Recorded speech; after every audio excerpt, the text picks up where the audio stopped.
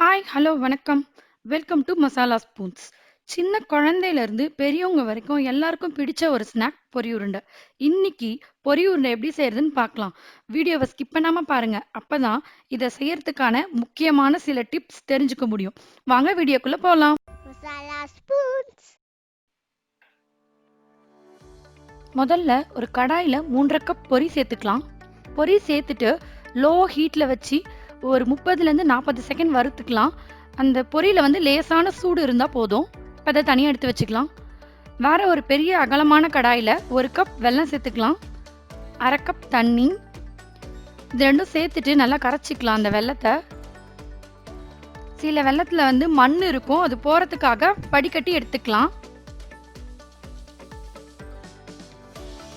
இப்போ வடிகட்டியாச்சு.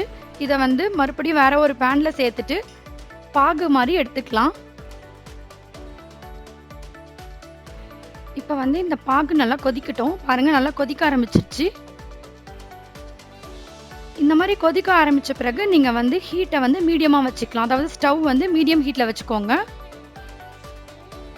இப்போ வந்து நீங்கள் ஹை ஹீட் வச்சிங்கன்னா அந்த பாகு வந்து முருகிடும், அப்புறம் ஒரு லேசான கசப்பு தன்மை வந்துடும். ஸோ லோ ஹீட்டில் வச்சுட்டு இந்த டைமில் பாகு எடுக்கணும்.